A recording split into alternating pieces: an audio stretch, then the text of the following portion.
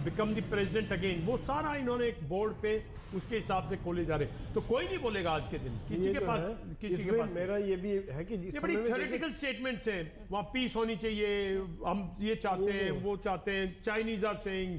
Sir आपने कहा कि कहने वाला कोई नहीं, मुझे लगता है कि सुनने वाला भी कोई नहीं है, क्योंकि कौन सुनेगा, कौन। पर एक चीज देखिए, आप अगर इंटरेस्ट है, चाइना और रशिया को एक और बहुत बड़ा ब्लो पड़ेगा। हाँ। अगर ईरान में रिजिम चेंज होते, पहले वेनेजुएला गया, वहां पे चाइना को इफेक्ट, रशिया से ज्यादा चीन पर। हाँ, चाइना और सीरिया गया, रशिया को इफेक्ट पड़ा, और अभी ईरान जाता है तो चाइना और रशिया दोनों के ऊपर एक बहुत बड़ा असर पड़ेगा स्ट्रेटेजिकली, इकोनॉमिकली, और एक मित्र देश के तौर पे मध्य पूर्व में। रशिया भी सर अंदर खाने तो यही चाहता कि चीन का डोमिनेंस कम हो इस रीजन के अंदर, खास तौर पर। नहीं, पर ईरान के साथ जो उनका है, चाहे वो आर्म्स है, आज उसका एक दोस्त है रशिया का, बहुत कम दोस्तों में ईरान भी एक है, जिसके चाहे वो शायद ड्रोन्स उसको देते रहे हो या वो उनका और अगर ये सुबह की स्ट्राइक है तो हो सकता है इस दौरान में S-300 आई हो और S-400 भी आ सकती है, ऐसा नहीं है सर। मैं आपको आने को कुछ भी हो सकता है रशिया से। आप जो बात कह रहे हैं उसी बातों को लेकर ईरान के कई मीडिया हाउसेस ने चलाना शुरू कर दिया कि देखिए ये हमारे डिफेंस सिस्टम्स का रिस्पॉन्ड था, जिससे कुवैत के अंदर इनके हमने वो फाइटर जेट गिरा दिया। हालांकि देखिए कई खबरें हैं, क्योंकि इंफॉर्मेशन वॉरफेयर का भी समय है, तो हर देश अपनी तरफ से बताता है कि देखिए ये काबिलियत हमारी है, ये शक्ति हमारी है, जिससे हमने उनको नुकसान पहुंचाया। लेकिन ईरान ने अपनी तरफ से जो कॉस्ट ऑफ वॉर बढ़ाना था वो तो बढ़ा दिया। हर देश चाहे वो इसमें इन्वॉल्व हो या फिर न हो, इस समय महसूस कर रहा है इस युद्ध का दर्द। या तो उसके नागरिक फंसे हुए हैं किसी एयरपोर्ट पर, या तो वहां पर कीमतें महसूस हो रही हैं। इसीलिए कोमोडोर सिंह, जब हम दोनों ही पक्षों की स्ट्रैटेजी की बात कर रहे हैं, तो यहां पर ईरान की ये स्ट्रैटेजी कि उसे मालूम था कि हम अकेले रहेंगे, ईरान अकेला रहेगा, कोई खुलकर उसके साथ आएगा नहीं। लेकिन यहां पर ये जो बाकी सब अनइन्वॉल्व देश जो इन्वॉल्व हो गए हैं न चाहते हुए, उनकी तरफ से भी और उनकी आवाज भी रहेगी। आज दुनिया महसूस करेगी उसको। 22% नेचुरल गैस की कीमत अगर बढ़ती है तो वो कम नहीं होता है यूरोपीय देशों के लिए, जहां की इकोनॉमी पहले से चरमराई हुई अधिकांश देशों में नजर आती है।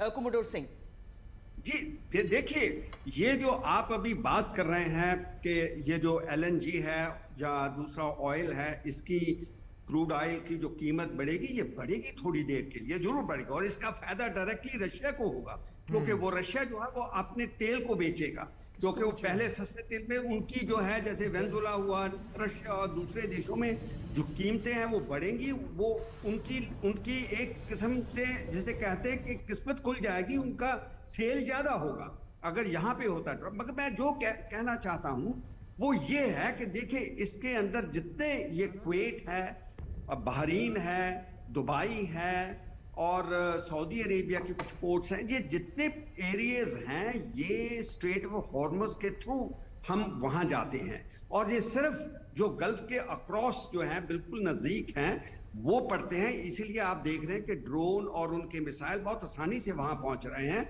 मगर उनके ये डिफेंस भी काम कर रहे हैं। मैं जो कहने की कोशिश कर रहा था कि ये कैलकुलेशन है, ये इजराइल और अमेरिका की कैलकुलेशन है, वो बेवकूफ नहीं है इतने, वो बहुत छात्र दिमाग के लोग हैं। वो उसको पहली बात तो अपने कब्जे में, कंट्रोल में लाने नहीं देंगे। मैं आपको इसकी एश्योरेंस दे रहा था पहले भी, बिकॉज इतनी हैवी बम्बार्डमेंट सिर्फ एक दिन हुआ है, करेंगे, और इसकी जो नेवी, जो इसकी क्षमता है, उसको टाइम लगेगा, क्योंकि जो इसकी स्ट्रैटेजी ईरान की है, उसकी सिर्फ एक स्ट्रैटेजी है कि इसको ड्रैग किया जाए, क्योंकि ये हिजबुल्ला, होतीज एंड हमास, जिसको हम एक्सेस ऑफ रेजिस्टेंस कहते हैं, 3H, ये भी अयतुल्ला खमोनी की ही उन्हीं के ये क्रिएटर थे। हाँ। इसीलिए ये काम हो चल रहा था, इसीलिए लड़ाई शुरू हुई है। और लेकिन जे सिंह सर, एक और बात बताइए, मैं आपसे जानना चाह रहा था, क्योंकि हम देख रहे हैं कि इजराइल की तरफ से south Chaudhary, just keep quiet now, please. Sorry, sir. You listen to me. Yes, listen please, to me. please. You have to learn something new and different. Please. No, ये जो हमेशा कोशिश रही है, वो ये थी कि अगर ईरान के हाथ में न्यूक्लियर बॉम्ब आ जाता है, जहां अपनी न्यूक्लियर फैसिलिटी एनरिचमेंट कर लेते हैं, तो उनका, जैसे मैंने कहा कि ओपन स्टेटेड पॉलिसी और धमकी थी कि हम इजराइल के ऊपर मारेंगे, उसने करना था ये, क्योंकि इनके दिमाग को, इनके कैसे काम करते हैं माइंडसेट, उसको समझते थे।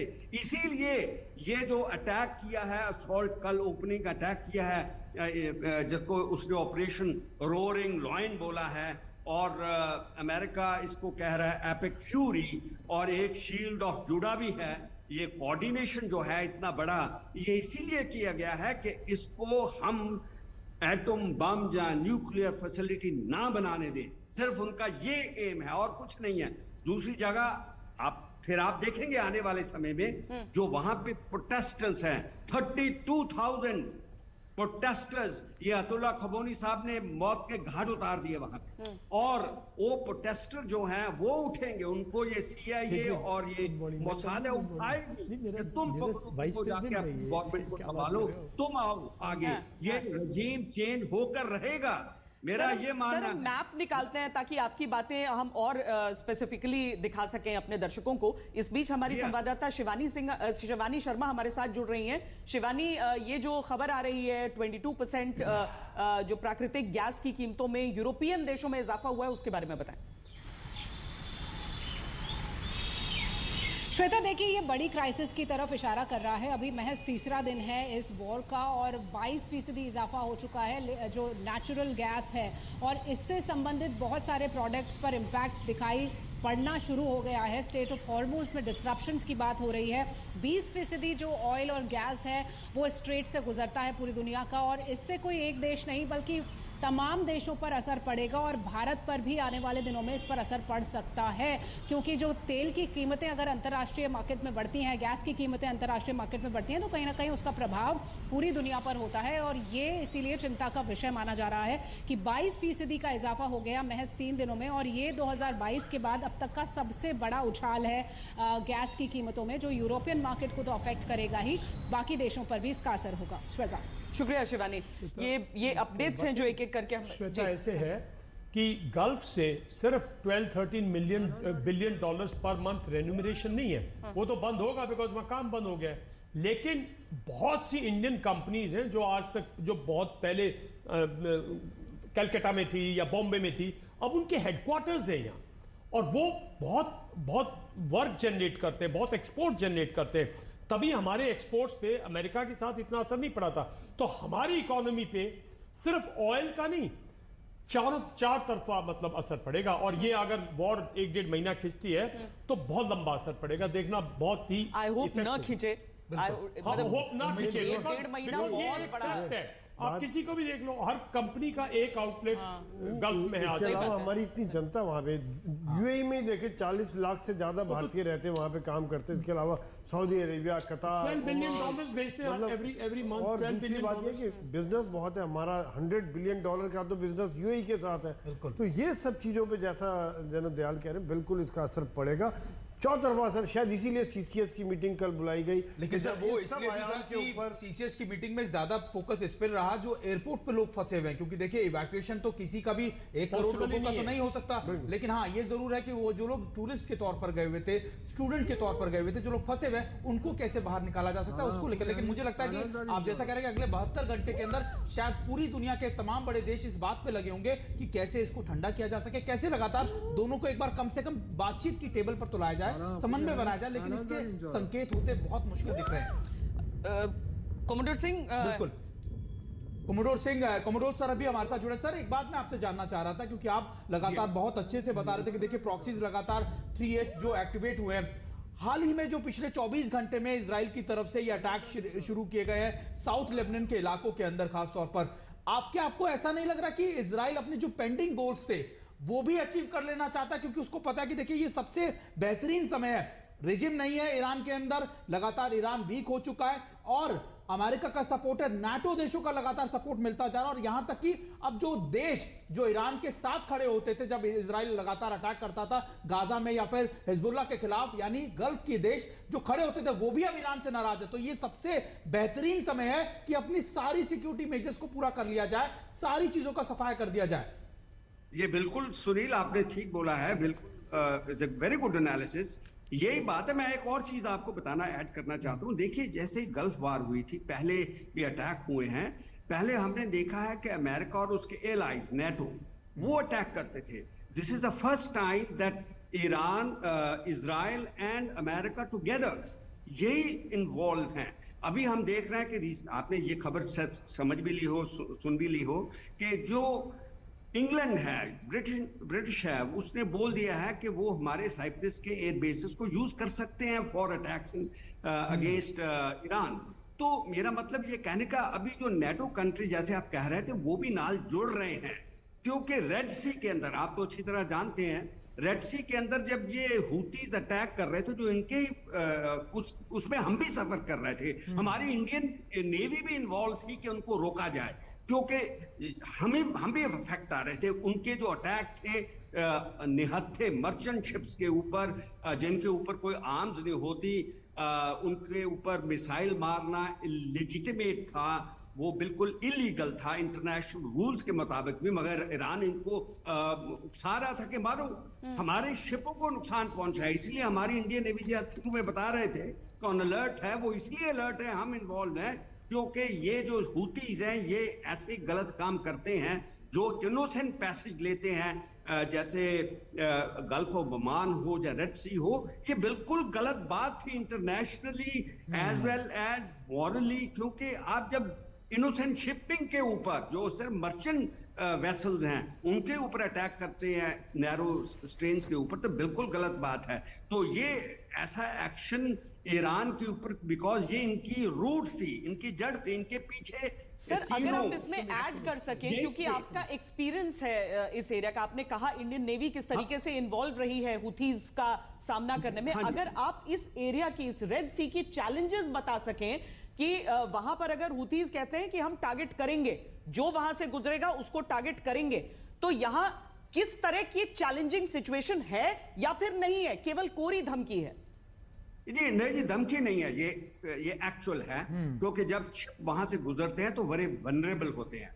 जो टैंकर्स होते हैं खास करके, वो उनका जो सरफेस एरिया ऊपर उनकी डेक जिसे हम कहते हैं बहुत बड़ी होती है, तो कहीं भी अगर मिसाइल गिर जाए आगे पीछे, राइट साइड, लेफ्ट साइड, तो वो आग लगा देती है पूरी जहाज को।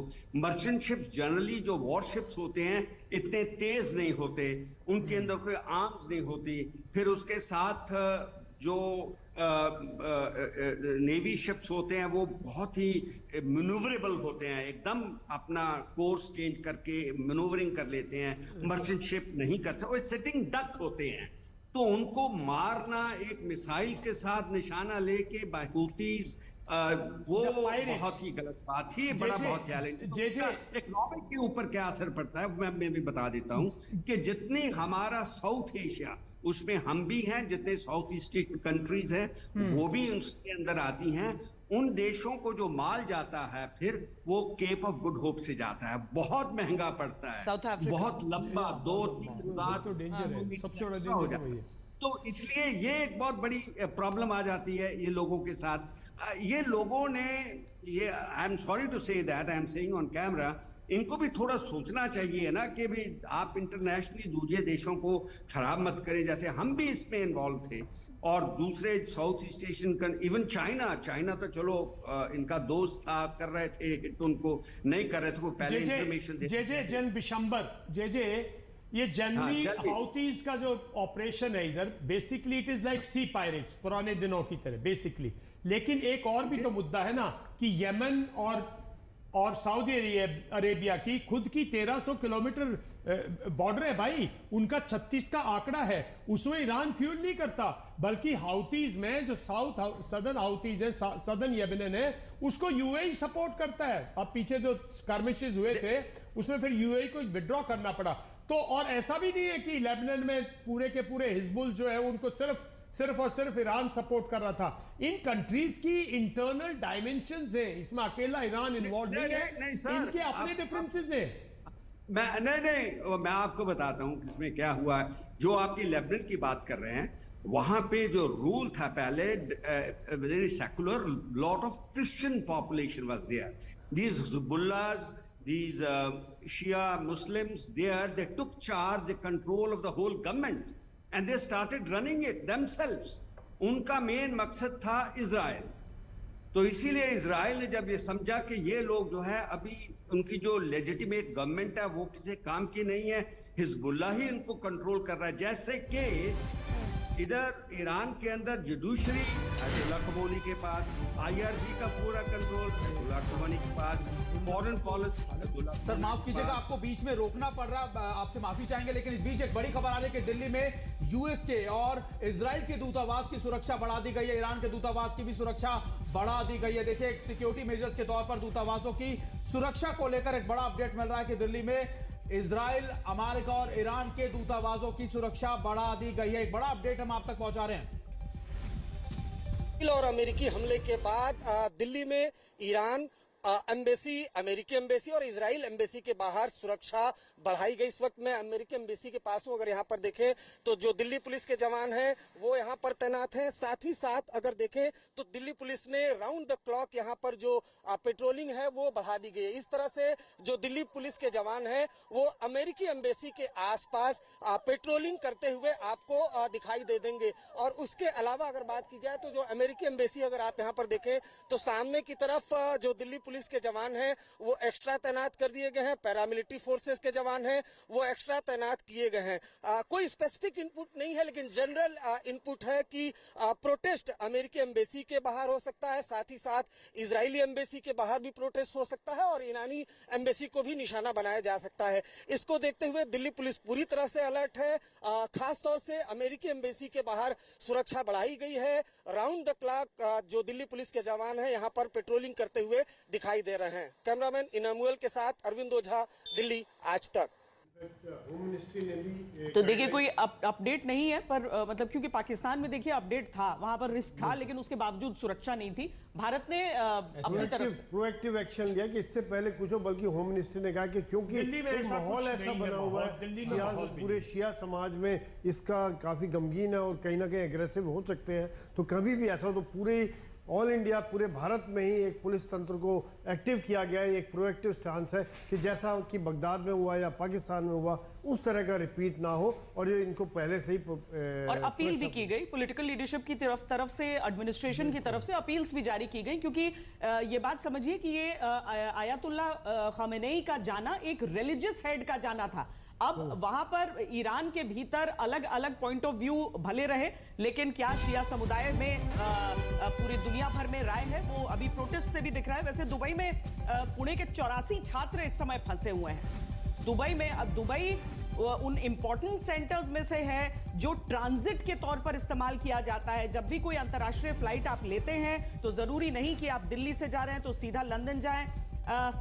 हमारे साथ नूरी कायनात हमारे साथ जुड़ गई हैं, खासतौर पे उनका रुख भी कर लेते हैं। दुबई से जुड़ी हुई है वो कि नूरी इस समय वहां पर अपडेट क्या है, क्योंकि देखिए दुबई के अंदर लगातार अपडेट मिल रहे थे कि उसको भी टारगेट किया गया है। पैनिक वाली सिचुएशन आप पहले भी जुड़ी थी, वो पैनिक वाली सिचुएशन वहां मौजूद नहीं, लेकिन अभी क्या ताजा अपडेट है? लोगों की मदद, जो लोग एयरपोर्ट पे फंसे हैं उनको लेकर भी क्या अपडेट है? जी देखिए, मैं खलीज टाइम जो कि यहाँ का लोकल न्यूज़पेपर है, अगर मैं उसके अनुसार बात करूँ तो अभी अभी खबर ये भी आई है कि यूएई जो होटल इंडस्ट्री है उसकी तरफ से, यूएई जो गवर्नमेंट है उसकी तरफ से होटल इंडस्ट्री को ये निर्देश जारी किए गए हैं कि अगर कोई भी पैसेंजर जो है, अगर कोई भी ट्रैवलर उनके होटल में स्टे कर रहा है और उनके पास पैसों की कोई भी दिक्कत है, जो आगे स्टे कंटिन्यू नहीं कर सकते या होटल रेंट अफोर्ड नहीं कर सकते, तो यूएई जो है पूरा खर्चा उठाएगी, यूएई सरकार पूरा खर्चा उठाएगी और किसी भी यात्री को होटल से बाहर ना निकाला जाए, उन्हें चेकआउट करने के लिए ना कहा जाए। ये निर्देश जारी जरूर किए गए हैं। और इसके अलावा खबर ये भी आ रही है कि यूएई ने जो है वो ईरानियन एम्बेसडर को भी सम्मन जारी किया है। ये काफी पॉजिटिव स्टेप है। पर ये जो इंडियन छात्र वहां पर फंसे हुए हैं उसको लेकर कोई अपडेट है क्या नूरी आपके पास?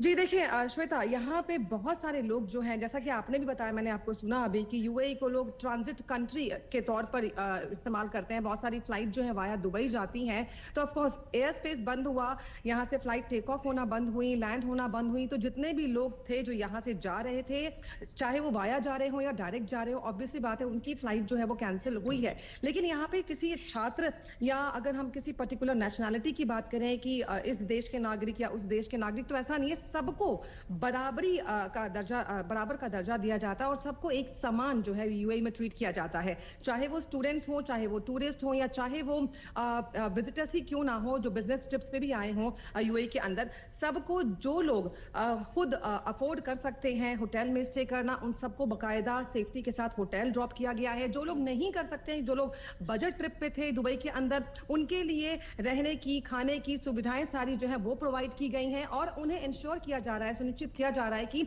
जैसे ही एयरबेस खुलेंगे इन सब लोगों की घर वापसी होगी। तो इंतजामात जो हैं वो बराबर अच्छे तरीके से किए गए हैं यहाँ पे। नूरी, शुक्रिया। फिलहाल नूरी कायनात हमारे साथ जुड़ी थी दुबई से, जो जानकारी दे रही थी। देखिए, बहुत इंपॉर्टेंट होता है कि इस तरह का कंट्री जो कि टूरिज्म का भी हब हो, वो इस तरह का एक पॉजिटिव स्टेप ले। लोग हेल्पलेस हो जाते हैं और उसमें अगर आप कहते हैं होटल अफोर्ड नहीं कर सकते हैं तो फोर्स नहीं कर सकता कोई। मुझे लगता है कि उनकी टूरिज्म आगे के दिनों के लिए प्रभावित नहीं होगी। दुबई एयरपोर्ट सबसे बड़ा एयरपोर्ट है, 1000 फ्लाइट रोज की होती है, तकरीबन 26,000 पैसेंजर रोज के निकलते हैं वहां से। दुनिया का एक मेजर हब है, कमर्शियल हब है, ट्रांजिट पॉइंट भी बहुत है। तो यहाँ पर जो इफेक्ट हुआ, इससे भारत ही नहीं, मेरे ख्याल से दुनिया के बहुत सारे देश यहाँ पर इफेक्टेड हुए। बहुत सारे देश प्रभावित हुए हैं, पर ये हम आपको दिखा रहे थे। और 84 भारतीय छात्र हालांकि वहां पर फंसे हुए हैं। फ्रॉम इस्तांबुल कि Istanbul airport is also completely jammed. Sir, हर जगह की हालात ऐसे हैं, बहुत बुरा हाल है, and you know friends are stuck up there. पर हम युद्ध की तस्वीरें अब एक बार आप सबको दिखाते हैं, जो तस्वीरें आज तीसरे दिन की शुरुआत के साथ हमारे सामने आई हैं। एक एक करके उन तस्वीरों को हम देखते हैं। टॉमाहॉक मिसाइल से हमला किया गया, ये सबसे पहला वीडियो सुमित जो हम दिखा रहे हैं, ये हालांकि अमेरिका की तरफ से जारी भी किया गया ये फुटेज, और आईडीएफ की ओर से भी। बिल्कुल। और देखिए, हम जो बात कर रहे थे श्वेता कल भी, कि देखिए क्यों तेहरान के आसपास के इलाकों में अटैक हो रहे हैं। 3 तस्वीरें हम अपने दर्शकों को दिखा रहे हैं टीवी स्क्रीन पर। ईरान पर हमले तेज किए गए, यूएस का विमान क्रैश हुआ, F-15 और ईरानी ड्रोन का जखीरा। यानी आप देखिए, ईरान की तरफ से भी ये कोशिश की जा रही है, ये मैसेज दिया जा रहा है कि अभी तो हमने शुरुआत भी नहीं किया, अभी हमारे पास जो हमारे जखीरा है ड्रोन का या फिर मिसाइलों का, वो बहुत ज्यादा है। भले ही हम अपने रिजिम को खो दिया हो, लेकिन हमारे लोकल कमांडर भी सक्षम है। और देखिए, लोकल कमांडर्स के साथ साथ हमने एक्टिवेशन ऑफ जो प्रॉक्सीज देखा है, वो भी बहुत इंपॉर्टेंट है। देखिए, इस बीच एक बड़ी खबर आ रही है कि ईरान पर बड़े हमले की तैयारी में पश्चिमी देश लगातार, यानी अमेरिका के साथ साथ अब दूसरे मुल्क भी अब अमेरिका का साथ दे सकते हैं। फ्रांस, जर्मनी, ब्रिटेन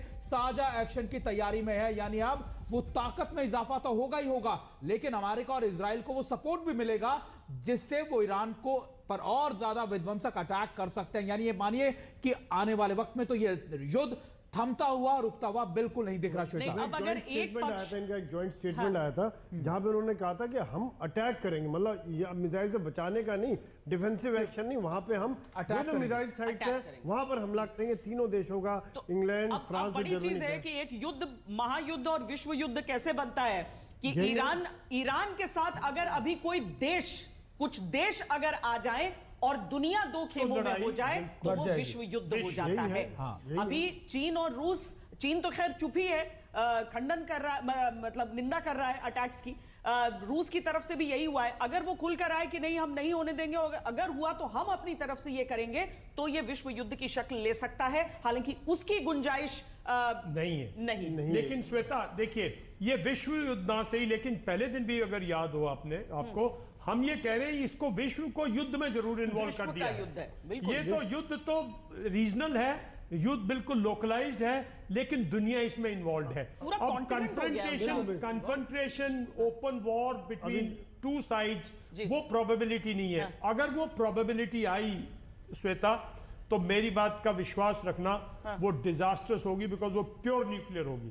बिकॉज अगर रशिया आया और उसके बावजूद अगर ये लोग नहीं रुके, तो फिर रशिया के पास भी कोई ऐसी भारी भरकम नेवल और एयर पावर नहीं है। फायदा उठा के यूक्रेन वाला मामला अपना निपटा रहा है। उसको वो बहुत, ये बड़ा गलत लोगों में फहमी है। यूक्रेन को रशिया इतना डिस्ट्रॉय नहीं करना चाहता कि रीबिल्डिंग प्रॉब्लम हो जाए। नहीं, वो स्लोली बोल रहे हैं, जब सब डिस्ट्रैक्टेड रहेंगे तो उसका बड़ा प्लान के हिसाब से काम है, स्लोली। बिल्कुल, जैसे कि अभी बता रहे थे कि पूरा मध्य पूर्व इन्वॉल्व है, पाकिस्तान, अफगानिस्तान इन्वॉल्व है, इधर से रशिया, यूक्रेन इन्वॉल्व है। तो एक तरह से छोटा मोटा विश्व चल ही रहा है कहीं विश्व युद्ध में, और इसमें फर्क क्या रह गया फिर? तो खाली ये है कि 2 बड़ी शक्तियां इस समय में इन्वॉल्व नहीं है, जहां पर मेरे हिसाब से रशिया और चाइना ने इनको मटेरियल सपोर्ट काफ़ी दे दिया है। यही कारण है कि इतने दिन तक अगर ये लड़ने में सक्षम रहे हैं और आगे लड़ते रहेंगे तो इनको जो पहले हथियार और एमिशन और टेक्नोलॉजी दी है जिससे ये लगातार बैलिस्टिक मिसाइल बनाते रहे, ड्रोन बनाते रहे।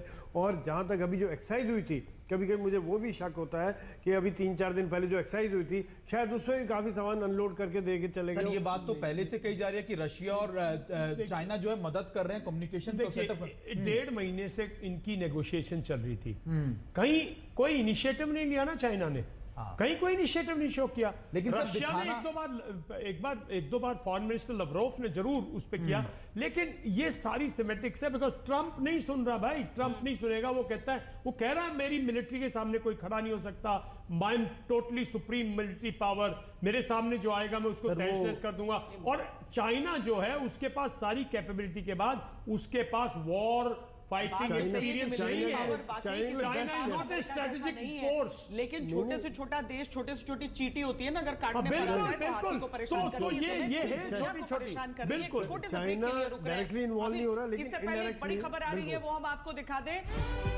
ईरान के परमाणु साइट पर हमला हो गया। ईरान के एम्बेसडर का बड़ा बयान है। आप समझिए, जोड़िए उन दोनों चीजों को। आईएईए की तरफ से जो कहा गया कि उन्हें आशंका है और वो ईरानी अथॉरिटीज को नहीं कांटेक्ट कर पा रहे हैं, बल्कि ईरान के परमाणु साइट पर हमला हो गया है। ये ईरान के एम्बेसडर का बहुत बड़ा बयान है।